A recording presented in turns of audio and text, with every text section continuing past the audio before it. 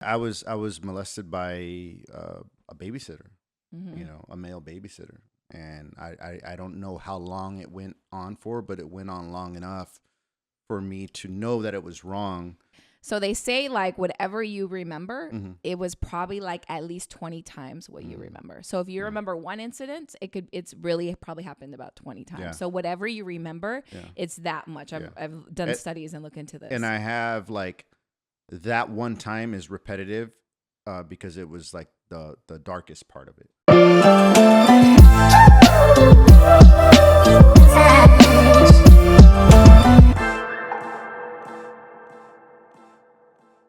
Pause. It's Geena the Latina. Okay, so what you need to do right now, if you're liking the content, is you need to like, subscribe, and comment because we want to keep this show going. We need to like mess with the algorithm a little bit.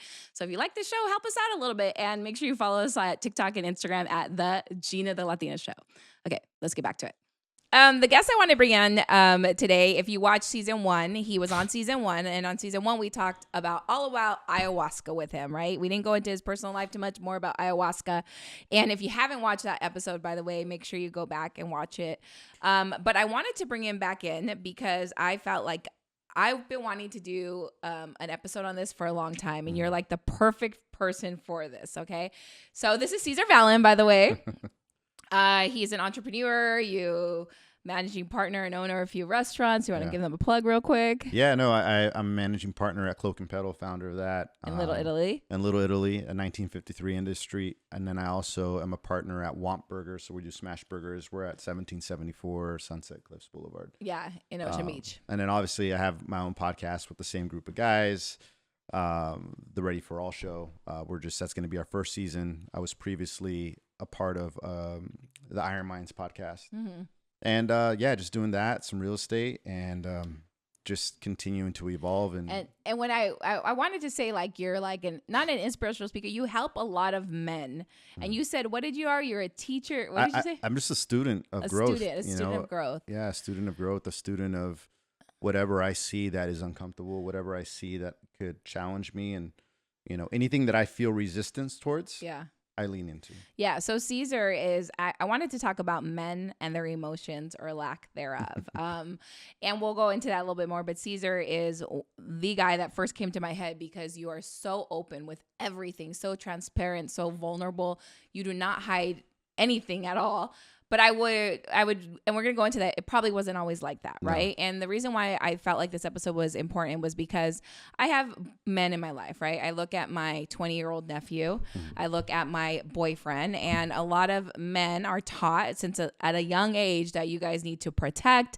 You need to have it all together. You don't show emotions, especially in the Latino culture. That's what we can speak on because that's what we are. And I'm sure other cultures are like this too. But it's like, you're a machismo, you're a man, don't cry. You're a wuss if you cry, don't be a girl, even though a girl is strong, I mean, we give birth, damn, like how much stronger can you get? But like, it's all like generational and repetitive. And I thought you would be the perfect person because you grew up that way, but yet now you are probably the most open book, emotion friendly man I know in my life, right? And where is the in between too? So that's what we're going to cover today. So let's start back of how you grew up, just so people get of who Cesar Vallin is. Yeah. Well, I mean, like most Latino men, we were brought up in this very machismo. Ooh. Wow, he didn't like machismo. Yeah, he's like, and that's to the owner too. I know. Imagine that. I know. He's definitely Latino. Yes, he is. But I think like most Latino men were brought up to just meet adversity with aggression, right? Like that's our primal, right? Like we show up and we are to be tough, we are to be resilient, we are to show all these emotions of taking care of everything and fixing everything.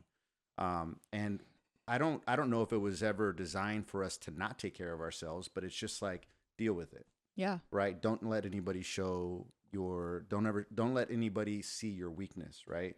And that so I guess some of that is like being tough and all those things are true, but at the same time it's like if we don't take care of ourselves, and like it's a lot of pressure to carry, right? And if you're not learning to channel that pressure, you're not learning to channel that aggression, then you take it out onto your family, right? Yep. And it's crazy that we're like, as men, like Latinos are fight or flight. Yep. Like we're ready to scrap with anybody, anything, All the time. all the time. Yeah. And that's the way I was brought up. But when vulnerability is at my front door, flight, right? Because I can't show my weakness.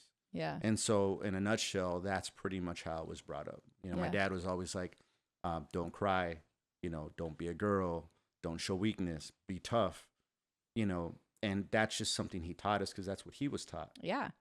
And, you know, unfortunately, his dad died when he was 10, so he didn't know how to be a father other than just providing. And he felt that, you know, acts of service, providing is love language, right? Yeah. And so he didn't know how to be affectionate. He didn't know how to say, hey, are you okay?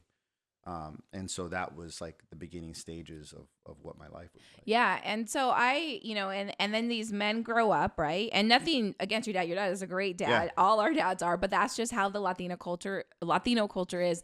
And even the Latino women feed into it because you're told like a certain, like it's very role driven in the Latino, you know, Mexican, we'll speak, you're Mexican, I'm Mexican.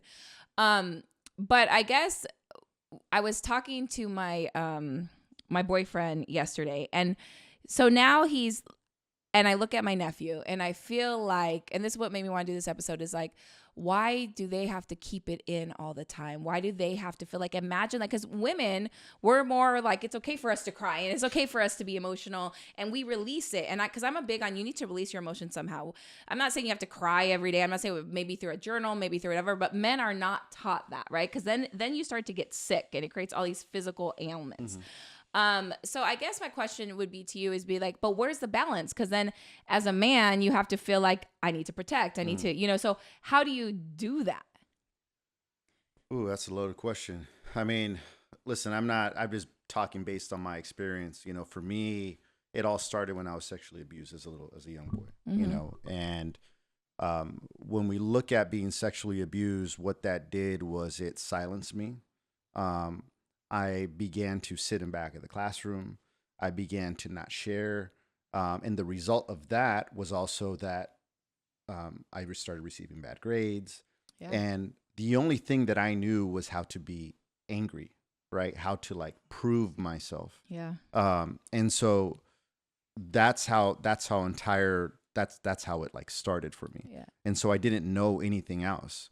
Can we go into like exactly what happened or as much as you would want to share just to give people a little perspective? How old were you? My childhood is so, I don't have a lot of memories of it. Yeah. And I think for like 30 years, why I didn't tell anybody, because I had to question myself. I was gaslighting myself. Did this really happen? And I've done a lot of work and a lot of therapy. This is very common when kids go through any kind of trauma. A lot of their defense mechanism is you block it out. It's almost as it never existed, right? Yeah. And so you may forget about it, and you may start questioning, like, did that really happen? Yeah. Hold up, pause. We got to take a second to acknowledge our food sponsor, Cravings Fruit Bar. Miguel, Fidel, what's up? They're out in Santee. If you live here in San Diego, they got tons of stuff. They've got fruit, chocolate covered strawberries. They got tortas. They got chamoy, everything. Follow them at Cravings Fruit with a K, at Cravings Fruit. All right, let's get back to the show or whatever. So that's a very normal thing. Yeah. I was molested by a babysitter, you know, a male babysitter. And I don't know how long it went on for, but it went on long enough for me to know that it was wrong. And real quick, so they say like whatever you remember, it was probably like at least 20 times what you remember. So if you remember one incident, it's really probably happened about 20 times. Yeah. So whatever you remember, it's that much. I've done studies and looked into this. And I have like that one time is repetitive because it was like the darkest part of it, right? Yeah. And it just goes replays. And so again, that led, I was about, I'm guessing maybe like 4 to 6 years old. Yeah. And then, you know, I remember going to school and I remember thinking that when people looked at me, they would be able to know that something had happened to me. And so I didn't want anybody to know, right? So my ways of acting were being tough, lashing out, doing stupid shit just to like, because again, there was a spotlight on me. And you never told anyone back then? I didn't tell anybody for 30 years. For 30 years. For 30 years. For 30 years. Yeah. I wanted to share, I don't know what's bringing me to share. So when I was about 4 to 6 years old, my step grandpa, this is the memory I have, and I've done work with therapies, and, you know, and it's weird because people are like, how can you guys just speak so like about it? Like we're not, you know, emotional. Maybe sometimes we will, but for me, it's very just cut and dry. So I remember, and I'll just go into detail because I know a lot of people have dealt with sexual abuse and not everyone talks about it, right? There was like this shed in the backyard, and I just remember him like putting my hand on his dick, like jacking him off pretty much, right? And I was, and I didn't tell anyone until, and so I remember that one time so vivid. I know but I know through therapy and stuff it wasn't just one time, but that's like the vivid memory I have in my head. I didn't tell anyone, and I kept it in like you, right? I didn't tell anyone until I was about, I want to say like in high school, I told my parents and they didn't know, right? And by then my step grandpa, he was out of the picture. Like this is like, I mean, I don't even know, fuck him, but I don't know where he's at, if he's alive or whatever. But I told my parents, and typical Latino parents, and I love them. I hope they're not watching this. They're probably going to be upset. They don't know what to do, right? Because you're taught, and sexual abuse is so prevalent in the Latino culture, especially Mexican culture, and you just stay quiet about it and you don't do it. I've dated guys where their grandpa is a known sexual abuser and he's still invited to parties, right? Yeah. My parents didn't do that. Yeah. I heard that my cousin and my dad went and beat his ass. That's what I heard happened. I don't know what happened, but we've never talked about it since then. Yeah. Till then, to this day, we've never talked about it. And I know my parents feel bad and whatever, but it's in the Latino culture to like not talk about these things. Like I don't blame my parents for that. They didn't know, they were working. That was my babysitter, right? Right?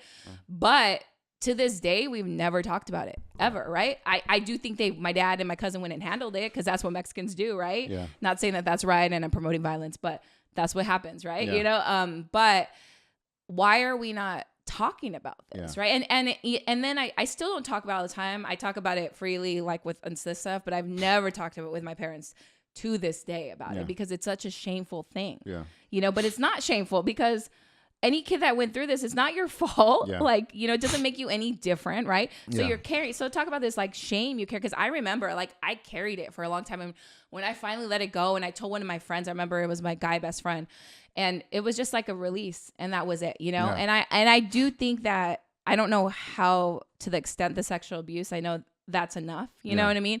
I don't feel like, I don't know. I think I have certain memories of like my other uncle who is deaf, like always like saving me almost, even though he didn't know he was saving me. He would like walk out and I would run to him, you know? And so I think I was saved a little bit. It didn't go too far, but that's enough. Like jacking off an old man's like at 6 years old is like too much. You know what I mean? Like, yeah, for sure. But I guess I wanted to talk a little bit about, and we'll see where the conversation goes, about like, why do you think Latinos don't want to talk about this? Well, I mean, it's shame, right? It's who wants to, for me, from my personal experience, it was shame. Like who wants to talk about, you know, I had a similar experience. Like who wants to talk about being ejaculated on by a man over and over again, right? Like given that I didn't remember everything, but I remember certain things. Enough. You know, who wants to talk about being raped? I mean, who says that, right? Like now you got to question your manhood, right? You got to question your place in this earth. You know, does that make me gay? Are people going to look at me differently? I mean, there's like, you go down rabbit holes. You could go down, you know, I don't know how many, but you could go down some rabbit holes that'll really question yourself, right? And so on top of that, it's just already hard being a Latino male, right? It's already hard being a man in this world, right? Where it's, I know we talk about machismo, but every culture has its own machismo, whatever name it is, and, you know, Arabic or Filipino, whatever, it's all, they're all characterized in the same manner. And so how do you go through life dealing with that already, and then on top of that you're trying to hide something that like is building resentment, building this like 900-pound gorilla on your back that you're carrying your entire life because you don't know how to release it. Yeah. You know, and for me, I found that being tough, learning how to fight was my way of showing that I was strong enough to go through this. Yeah. So, you know, I didn't learn how to deal with it. This happened when I was like 6 years old. I didn't say anything until I was like 34, 35. I didn't do anything about it until probably about 6 years ago. I'm 42 right now. Yeah.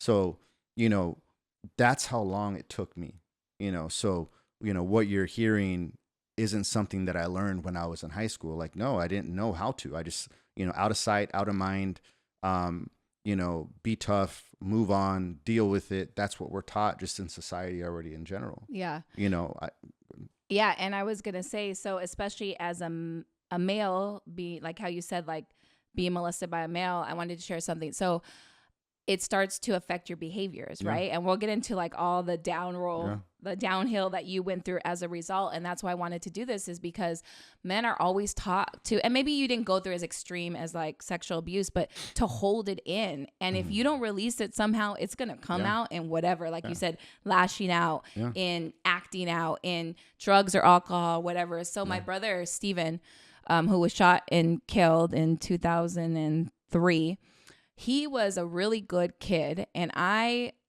until like in junior high, and I believe this 1,000%, and I'll never know if this is true, and this is just my belief. He had a coach, who I believe sexually molested him. Because since then they had like a group of friends. All the rest of the kids have come out and said that this guy has sexually molested them. And I think he went to jail or whatever, but my brother never got a chance to come out because he died when he was 19 years old, right? But all his friends who are part of the same group have all since come forward and said that this coach sexually molested them, right? So why would he not do it to my brother? And this is why I think is because after that is where we saw a behavioral change, right? All of a sudden he got into gangs, and he was just this person that we didn't know, right? Because I believe that, and I know that he was dealing, but he never told any of us. No one knew any of this was going on. That was his way of protecting himself and being a badass. And I'm in a gang, and I'm, you know, like, you didn't fuck with him, that's for sure, right? Yeah. And it was like he felt so powerless as a little junior high that by the time he got to high school and this guy's gone, that was how he acted out, right? And that is what ended up getting him killed. Then he was powerful, right? It was powerful. Then he was too powerful talking shit, and then he got killed. You know what I mean? And so had he not got molested, or had he not got molested, had he been able to feel like he could talk about it or just not be judged or whatever, maybe his life would have been different. Maybe he would still be here. And, you know, and again, there's so many unanswered questions because we didn't get to that. All the other kids that got molested, I will say, like, I mean, I don't want to go into too depth about their lives, but they all had different kinds of problems, like abuse. I mean, like alcohol abuse, like, and they were all good kids. So and they ended up coming out way, way, way, way later, right? So until you can become vulnerable, some people hold it in their whole lives, right? And to your point, you held it in until you were just a few years ago, right? Tell us what effect that had, and like, you know, I know you were in drugs and alcohol and all that, and like, you know. Yeah, drugs and alcohol. I mean, that's, you know, that's like the leading, you know, shame, you know, way of dealing with shame. I mean, underneath most addictions, I mean, they talk about is typically it leads from shame, you know, shame and trauma, you know. And so I didn't know I had a problem. And I mean, the backstory between Geena and I is that I stopped drinking almost 7 years ago, and you know, Geena had you challenged me with some questions. Go you ahead know, and tell that story here. Basically, I was promoting my sobriety in January, and Geena was like, "Sobriety only counts if you're sober from everything." And it took me like about a week to figure out I hadn't been sober for 16 years. Because you had stopped drinking, but you were still doing recreational I was drugs. doing, I mean, I was addicted to pain pills previously before that. I almost, like, I was on the verge of getting cirrhosis of the liver. And I was like 20 years old. So that was before you had met me. And then on top, so I stopped that so much, but then I started doing a little bit of everything, you know, a little bit of blow, a little bit of, a lot of alcohol, still pain pills, smoking, Molly, all these little things. And so in my head, because I stopped drinking, that was sobriety. And you challenged me on that. And after I took a deeper look, I realized I hadn't been sober for 16 years. And that was a tough pill to swallow. And I realized that that was my way of channeling sports and that. So I played baseball in a high school, college, had a really good career. I was a strong athlete, but then I got hurt. I had 3 consecutive surgeries, which led to the pain pill use. I was already kind of taking them before, but that really dove into like 16, 20 pills a day. Sometimes I was popping like 4 or 5 at a time, Vicodins, Percocets. And it was starting to get really bad. I went from like healthy 190 college athlete to like 240 pounds in like a summer. Mm-hmm. Like I was like I was out of control. And that was since I didn't know another way. So I believe that dealing with your emotions and dealing with this aggression, um, participating in sports is a way as an outlet, but it doesn't necessarily always fix it, right? Mm-hmm. And so for me, I learned that because when that was taken away, I didn't know how to deal with it. So my alcohol and drug use skyrocketed, right? My eating skyrocketed. And since I couldn't work out, I just stopped working out. And you talk about hitting like rock bottom. I mean, I feel like I hit a couple rock bottoms in my life. That was one of them. And by the graces of God, somehow I started getting healthier. I think the one thing that really helped me was, All right, hold up. This is like your 20-second Geena the Latina PSA. I need you to like, comment, subscribe below because we want to keep this show going. So if you're liking what you're hearing, please do us a favor and like, comment, subscribe below, or follow us on Instagram and TikTok at the Geena the Latina Show. That's the Geena the Latina Show. I don't know why I can't talk. Back to the show. my best friend was diagnosed with cancer, and indirectly he decided to not do the alternative medicine. He decided to go like he actually decided to go alternative versus conventional.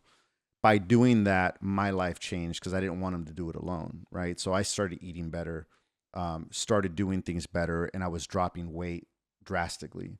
When you start seeing somebody die, that was unfortunately one of the best gifts God had given me, because I realized that I'm not going to be here forever. Mm-hmm. And that if I want to be here, I'm going to die the same way, because I was just angry. And I was learning about all these, how cancer's trapped in the body from trauma, alcohol, and all these things. And I mean, listen, at a 21-year-old young man to be faced with almost cirrhosis of the liver, my grandpa died from cirrhosis of the liver. Yeah. That shit ran in the family. Yeah. So Stretch being diagnosed with cancer, I believe, was like the first lifeline that God had sent me. Yeah. And I'm not a religious person. I don't go to church. I sometimes go to church, but not for religious purposes. Yeah. But I did rediscover my faith with something bigger. You could call it, the universe. You could call it God, whatever.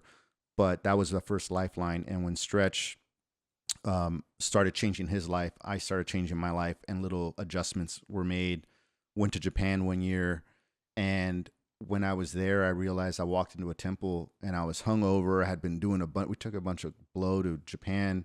I'd been partying for 3 days, and I realized when I walked into that temple, I just broke down. I don't know what it was, and it overtook me. Mm-hmm. And I realized at that moment, I remember telling myself, I'm done being angry. I'm done being mad. And that was like the pivotal moment in my life where I realized, I came home, my mom realized, what's wrong with you? You don't seem so angry and so amped up. Yeah. And so, it wasn't just like a switch, right? Like obviously you go back and forth, and it been traveling back to Japan for 20 years. And obviously since then I've made drastic lifestyle changes. I have stopped drinking for 7 years, almost 7 years in September. Awesome. That's awesome. But that's just like, if you're making a cocktail of a healthy human being, not drinking and finding spirituality is only 2 parts of it, right? There's other parts of it that make a successful person, right? Yeah. And so, it was very, very challenging, and it's still challenging. There's still moments where I deal with these emotions, and sometimes if I don't deal with them in the right way, then I begin to lash out. They're going to come out. And that's what I wanted to get to. So you mentioned, like, anger and how anger can develop into cancer. Okay. I believe that too. Yeah. And I've read a lot of books, and if you go to the doctor, they'll say, oh, cancer comes from nowhere, blah, blah, blah, bullshit. Yeah. Like it's pent up stuff. I mean, not only, I mean, some of it is, what's it called? Genetics and all that, but we like all the stress we hold in our body. And that's why I think it's so important, especially for our people, Mexicans, Latinos, like, because we hold it all in, you know what I mean? And like, do you want to die because you have diabetes or cancer, whatever? Or can we just talk about it and move forward and move the fuck on? Yeah. Like, you know what I mean? And like, I think this conversation is the first step to that for our people, like to know that it's okay to talk about this stuff. It's okay to talk about if you got molested. It's okay. I'm not saying you have to go preach it to the world and come on a podcast. Yeah. That's why we're here for you to do it. But it's okay to write it in a journal. It's okay. Can you speak on like how you release that stuff? Because obviously we have talking about it is great. You know, one healer one time told me, just write it, talk into a voice note. That's all you need to do to get that shit out of your body, whatever it is you're going through. And it doesn't have to be that extreme, but especially as a male, men don't do that. Yeah. You know, I don't, there's so many things. I don't even know where to start. I would say one of the first things that I did is I've always been the student of just trying new things. And I remember you had put me in contact with Vanessa at one point. Theta Healing, which we're going to have an episode on. And she was one of the first people that I went to.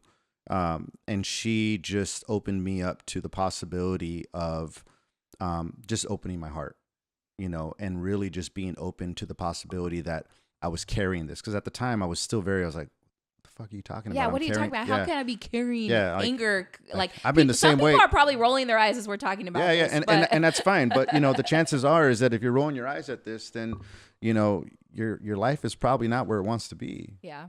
You know, and it's like, you know, where else in your life are you rolling your eyes? Right? Like you have a responsibility. We all have a responsibility to show up to our lives. We have a responsibility to deal with the trauma that we've been faced with since a young person. Right. Yeah. So like, it wasn't our fault that it happened to us, but it's our responsibility to deal with it. Absolutely. And especially like if you're out there dealing with people and you're talking to people and you have fucking kids, where do you think that shit's going to go? Yep. To your kids. You know? And so like the Latino community is already very victimhood. We're already very, like my mom is the same way. She's like, oh, nobody loves me. Nobody this. Yeah. It's the same. That's just the mentality. So we're already challenged in that aspect. Yeah. Some of the things that worked for me was obviously working out. Like after having those surgeries, after I gained that weight, when you go from 190 college athlete to 240, it's hard to get back into it. Again, by the graces of God, I was able to witness one of my best friends dying. And when you see somebody die, you realize that you're not going to be here forever. And you realize that what you have should be cherished. So that changed. Another good friend of mine, he was actually a neighbor to one of my bars at Prospect. He had told me, he had seen me at the gym for years, and he goes, you never change. Your body's always the same. Are you ready to take life seriously? And I'm like, who's this guy? He's like all like ripped up, and you know, he owns this business next to me. I was like, fine, let's do it. So we show up. He goes, all I want you to do is write down your goals. Don't waste my time. I show up, didn't write down my goals. He was like, the second day, he's like, where are your goals? He wanted a contract with me signed, you know, how, when, why. And held accountable. Yeah. And then the third time he goes, you're wasting my time. So I went home, I did the work, and that summer I lost 30 pounds. Wow. Yeah. Or that before summer I lost 30 pounds. And then that was the first year that I stopped drinking. And what I realized is that all these things and everything that I was dealing with from my trauma and aggression, I was taking it out on women. For me, it was coming out in where I was abusing women. What do you mean by when you say that? Verbally, you know, using my machismo, my narcissistic, manipulative ways of how I would, if I didn't get what I wanted, I would lash out in those ways. And that's very typical of an unhealed man, but an unhealed Latino male. It's very, very, like you see this, like, right? And so, first of all, thank you for being vulnerable and saying that that's how you were, right? And maybe if you're watching or if you have a husband or whoever that's like that, I could say that Cesar is not like that anymore. So that can be changed, because sometimes people think like narcissism or whatever, that they're just gonna be like that forever. That's who they are. How? So you recognize that, and what do you do to change that? Well, what's the first step? So I've always believed, again, like pain is our biggest teacher, you know, and losing my best friend, that obviously proved that. And then as I started seeing myself in and out of relationships with women, I stopped blaming them, and I started looking at myself, and I started realizing that I was the source of this. Yeah. You know, that because this little boy in me didn't get what he wanted, Didn't get loved. Didn't know how to communicate, Wasn't protected. you know. And so when I wasn't receiving these things from them, like they were supposed to give it to me, right? I was out seeking this from people. Yeah. Right. I was out seeking it from drugs, alcohol, from other things, other sources, but it's my responsibility. Yeah. And so when I started showing up for myself, when I started eating because of Stretch, working out because of Scott, diving into books. Geena had given me a book called Conversations with God. And I sat on this book for like 2 years. Yeah. And I had one night I had a dream that Stretch came to me. And I didn't remember the dream. I call Vanessa. I'm like, hey, Vanessa, I had this dream. Stretch came to tell me something. She goes, you don't have to remember it to have gotten the message. I go to the gym and the book falls out of my bag. And in that, it falls out. And then there's this picture of Stretch. Wow. In the page, like page 4. And I fucking lost it, because what I read was something in the context of, I will continue to send you messages from every corner of the universe until you receive them as they were mine. And it gives me chills. Yeah. Because in that moment, I realized that's what he came to tell me. Yeah. That it was okay. That where I was at in my life, it was 10 years in my business. I was upside down. And in that moment, I decided to walk away. He goes, you will be okay. And so, you know. So did you read the book after that? I did. You I read, and the book? actually just started reading it again recently. Okay, yeah, it's great. There's a part 2 too. Yeah, but I kept, since I'm not a big person on religion, I'm not enrolled into to the religion vision. I kept relating God and religion. Yeah. Right. I kept blaming God, because what God would do this to me. Right. And again, there's fear and victim versus abundance, you know, and ownership and taking responsibility. And so when I crossed over from victimhood over to responsibility, and I stand in responsibility, am I still a victim at times? Of course, right? It's natural. It's normal for us to be like, why is this happening? Yeah. But when I come from responsibility, my life changes instantly in that moment. Yeah. You know, and I always try to like look at, you know, like, cause you hear that like, oh, why would God do this to me? Or why is God punishing me? You know, and I say, I use God, cause that's what I believe. As some people use universe, whatever whatever the higher force is, like, I believe there's something there. Right.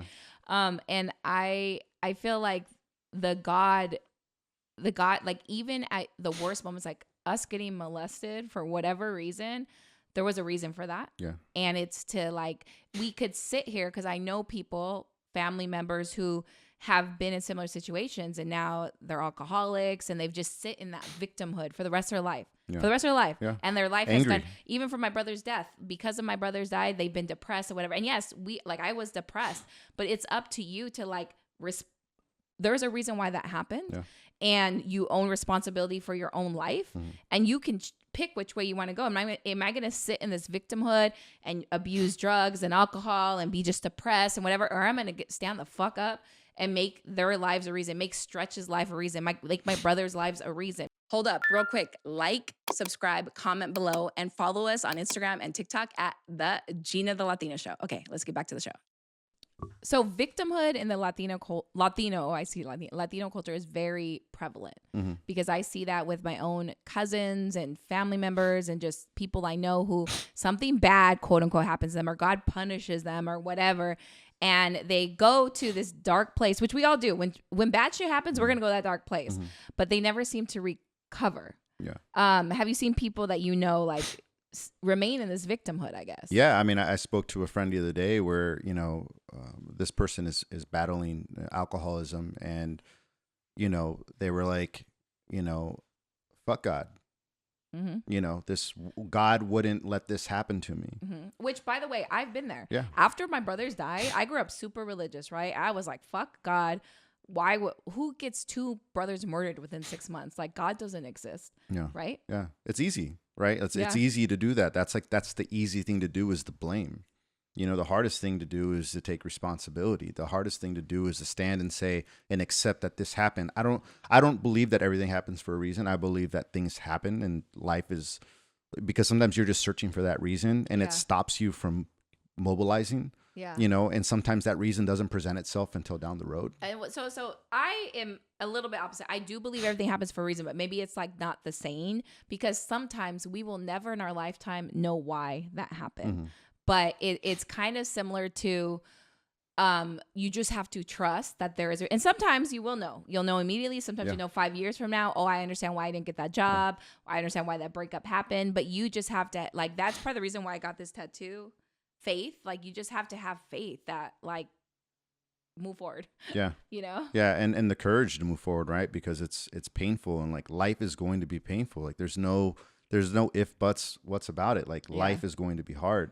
And I think that we constantly just put ourselves in this box where either right or wrong, win or lose, or things, you know, like, and it's just it's this duality. And when you live in a duality of right or wrong, and pushing things away and pulling things, like, you're going to end up finding yourself, if you notice people that are up and down in life, it's because they're always in a duality, right, of right or wrong, win or lose. And they're either winning, and when they're winning, they're great, and when they're losing, they're right down here. I know. And it's like when someone's quote unquote losing, which we know they're not losing, you just hear them always like there's like doomsday all the time, right?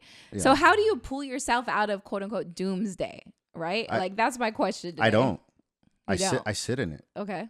I sit in it. I absorb, you know, I reflect on what exactly it is. I recognize what exactly it is that put me here, why I feel this way, right? I acknowledge myself in this moment that, like, I'm feeling hurt, that I feel like a victim, that I feel like a loser, that I don't feel like I'm enough. And I sit there and I reflect on it and I accept that. Yeah. You know? So would you say you, like, feel it and move through it? Yeah. Yeah. I when I can. Yeah. And, you know, and then I set intention. I said, okay, like, what am I going to do to, I inspect why I feel this way? Is this trauma? Is this trauma from the past? Is this, what is this? Why am I here? Right? What's the lesson here? You know, and sometimes you can't see that, right? But at least if you're going through this process, you're better off than just standing still, you know? And so I find myself, I allow myself to feel these things, and I move through them, you know, and I surround myself around people that are going to hold me high, that, like, you're one of them. I mean, Cliff and Drew, you know, these guys are that hold you accountable, you know, and say, okay, you know what, Cesar, you've been here for a couple weeks. What are you going to do differently? Yeah. So I've eliminated people out of my circle in the last year and a half, because I don't have room for anybody that's not going to hold me to that standard. Yeah. You know, and sometimes I want to tell them to fuck off. You know, sometimes I realize, like, who the fuck is this person to tell me how to feel, right? And that's just the story I'm telling myself. They're just asking, what are you going to do differently? And I'm glad you brought this up, because I think part of healing is being able to accept criticism, or whatever you want to call it, constructive criticism. If a friend, if like someone comes to me, if you came to me and be like, Geena, you're in this bad place, blah, blah, blah, you may not see it. My first reaction would be like, fuck you. Like, why are you, you know? But if you want friends like that who are going to hold you accountable, which means, like, you may get upset in the moment, but, like, if you can just take it, think about it, and there's a reason why they're saying this. You know, like, a few people were telling me that I was, like, stubborn, and I didn't realize I was so stubborn until they told, like, multiple people told me. I'm like, okay, well, maybe I am. I could have told you that. You're definitely stubborn. But if I took that as, like, fuck you guys, then, like, yes, I'm feeding into the stubborn, and I'll probably always be a little bit of stubborn for the rest of my life. But then at least you can acknowledge it. But that's what makes you. Yeah, acknowledge it, and, like, but I wouldn't want to be to the point where it's, like, appalling, right? So there's always, like, you are who you are. My point is saying that is that, like, you got to be able to accept the, I don't want to call it criticism. I feel like it's just, like, if it's your good friend, like, you need friends that will tell you the truth. Yeah. And I think that, like, so there's that. And I think the one thing that has really, really benefited me over the last 3 years is not getting attached. So, like, for instance, if you give me that constructive criticism, you give me that feedback, right? That when I feel it and I'm, like, frustrated and I don't want to accept it, that's my cue that there's something there. Yeah. Right. And so when things come into my life, I'm getting good at enjoying them while they're here, and knowing that when it's time for them to, depart, whether it's people, whether it's an experience, that I don't attach to it. Yeah. And so that way I'm just not attached to that duality of, good times, bad times. It's just all is it moments. now? I know this sounds a lot easier than said than done. And I'm not saying I've mastered it, but I think that that's what's working for me now. Yeah. This previous past week, we were dealing with the wedding and like, having to track people down. We have 120 people coming to Costa Rica. Yeah. And I'm like sitting here texting people on top of running 5 businesses, dealing with 80 employees, 2-step kids, a dog, a cat, trying to figure out how to, deal with everything. And I'm texting people to do basic shit like communicate with your hotel so you can make sure you're booked, so we don't get charged for it, and all these things. And I realized that I was so frustrated, and I allowed myself to be frustrated. I cried twice this week. Yeah. I literally was on the couch, and Denise came home, and I was so tired that I just cried. I just got out of the cold plunge, and I had this emotional reaction, and I was sitting there in tears, and she came over, and she just hugged me, and she was, "Are you okay?" And I just said, "Yeah." And I expressed my emotions and my feelings towards her. Again, it's not easy. Yeah. I sat with it. I identified why I felt like I wasn't enough, why I felt like I was failing, why I went through this entire thing. And in that moment, I allowed myself to feel it, and then I didn't get attached to it, and I let it go. And you moved on. And I moved on. And I'm glad you brought this up, because I wanted to circle back real quick. In the past, with other relationships, you said you were narcissistic, you're verbally abusive. Well, we're all narcissists. Machismo man, right? Yeah. To now, you're talking about your soon-to-be wife, and you were able to express your emotions, and and so for a guy or even a female listening, anyone listening that wants to get from that to that, well, what is some suggestions? You had asked me how I got to that, right? Yeah. And I guess I didn't answer that. So, I was referring to, you make decisions long enough that create pain in your life. And if you don't make adjustments, the pain gets larger and bigger, and you feel it more. And so, listen, we're all narcissists, right? Like, that's how we survive. Like, if you don't feel like you're good enough at something, then you're going to fail. Yeah. Right. But if you don't feel like you don't even have any ounce of narcissism, then you're just going to be that quiet voice in the back that's never heard. Mm-hmm. Right. So like, you get to find that balance. It's not anybody else's job other than yours to figure out that balance. However, I was using it to manipulate. I was using it to get what I wanted. When things were great. But when I didn't get what I wanted, I would lash out. So when you lose enough good people in your life, when you lose enough women, that you realize that it's not you. And there's nothing I could do about that. There's nothing I could go back. I opened up one of my phones the other day. My old is like an iPhone 3. And I was reading through some of these messages, and I didn't even realize who I was messaging. And I realized it was one of my ex-girlfriends. Wow. And I started crying because I realized, who the fuck says this to women? Right? This is at the time where I was having loaded guns in my mouth. I was waking up, bullets on the ground, and I was just lashing out. Yeah. And there's nothing I could do. There's nothing I could do to take that back. There's nothing you could do to change that. So my only choice was to come from responsibility. I reached out to that person. That's what I was just going to ask you. Did you reach out? We had already kind of mended that relationship. Yeah. But I had to go back. Yeah. And I had to go back and acknowledge those moments. And we had an emotional moment. We had a great talk. This was a couple years ago. Yeah. A few years ago.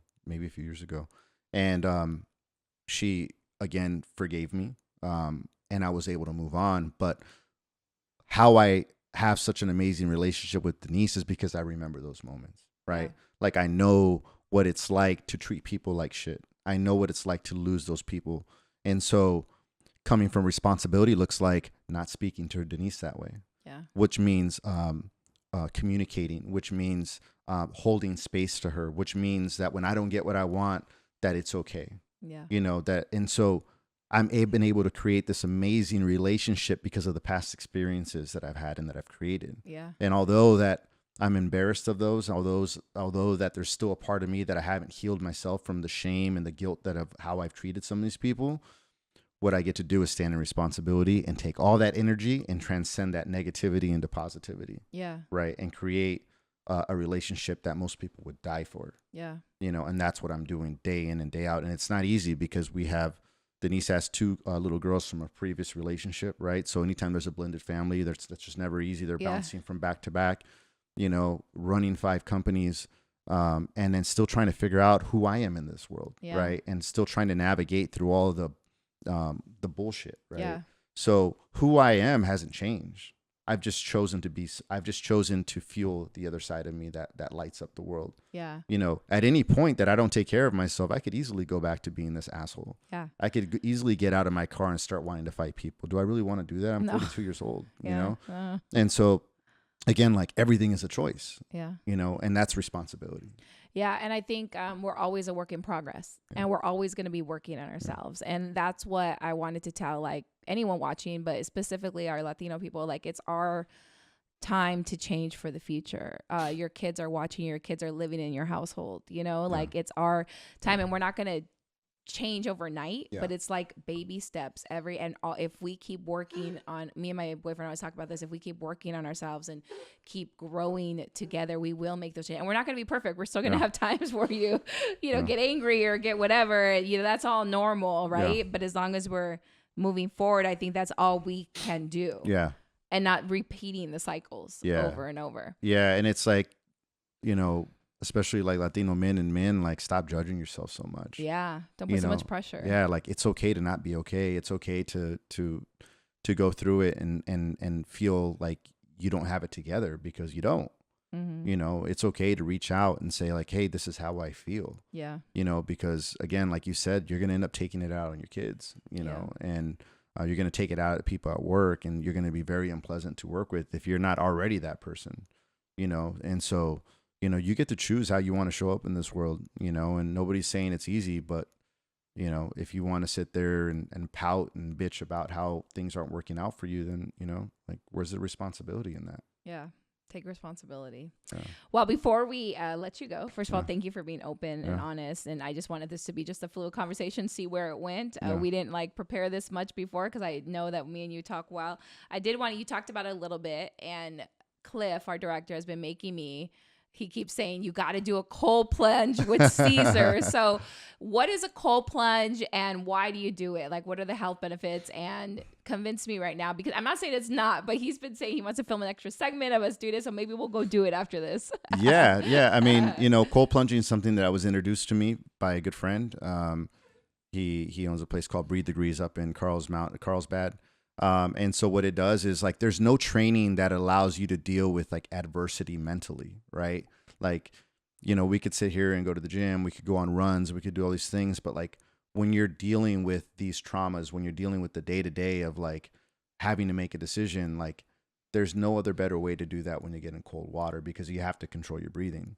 You know? It's this pool, or like a bath. It's like a bath, yeah. And how cold is it? It could be anywhere from 37 to 41 degrees. Okay, so you go in there every morning? Every morning and night. Yeah. And how long do you sit in there? You just sit, it's like ice cold. Ice cold, yeah. So minimum of 3 minutes. 3 minutes. Up to 10 minutes, yeah. And you just sit there and, like, you meditate? Yeah. I mean, you have to meditate, you know, because, like, the first thing that you want to do is fight or flight. Yeah. You know, and so you're going to go into parasympathetic breathing.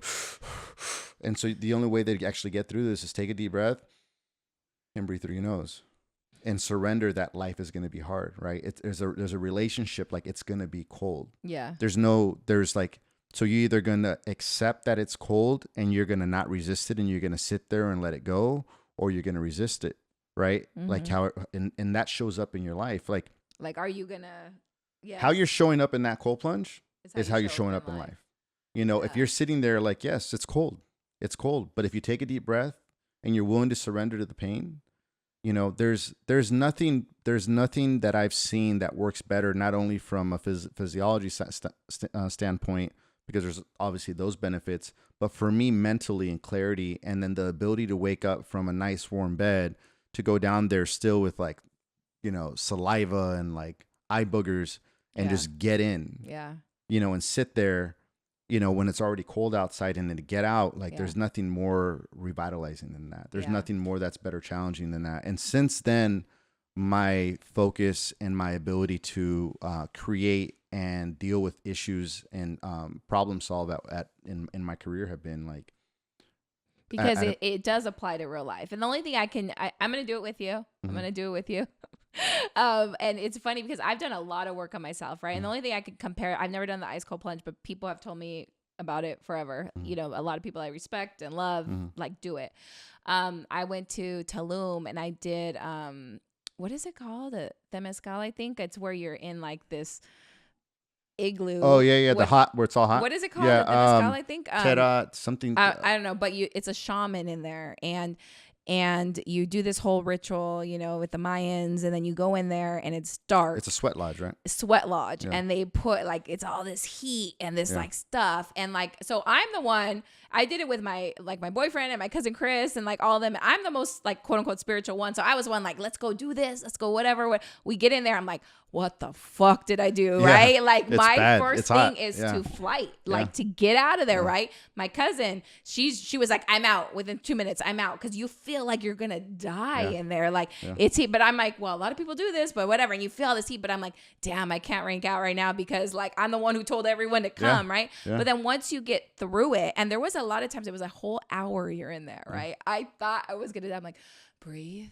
And they're, you know, doing all these chants and do it. But it really is when you come out, you're like, shit, if I can get through that, I can get through anything kind of like, but you're challenged, like, and your body wants to leave. Right. And people do leave. Right. I was so proud of everybody else. Everyone else stayed and they all loved it. I was like, damn. And I thought I was the most like ready for this. And I got through it, but I could do better. You know what I mean? And that just shows I have more work to do. But it is. I do encourage people to do things like that to really test your like, we're just so comfortable in life. Yeah. You know, we're probably AC's on here, right? Oh, now. real cold right now. You know, so like we got some drinks, we got work some nice out, fruit, Craven's fruit. we work out in 72-degree weather. We drive to the gym to run on a treadmill. Like we do all these things in these comfortable settings. Our car's already set at 72.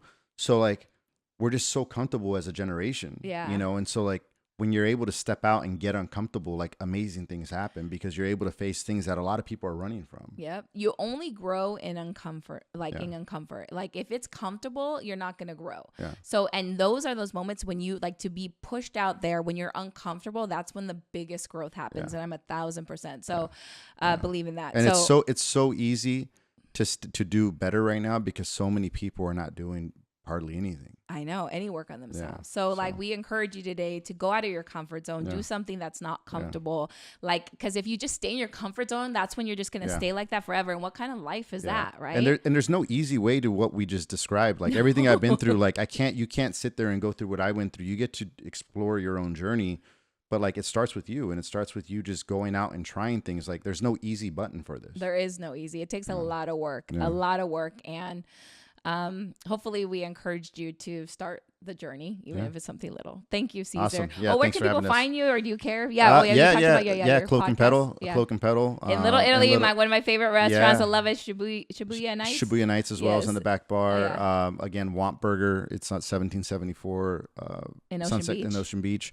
And then we have a new show coming out with Cliff and Drew, the Ready for All show, and we're going to be talking about entrepreneurship, spirituality, health, business, fitness. Yeah. Cool. And your Instagram? It's at the Ready for All show. Ready for. Well, it's actually the Ready for All show. The Ready for All show. Number 4 or FOR? FOR. Okay. Yeah. All right. Well, thank you. Yeah. Awesome. Cool.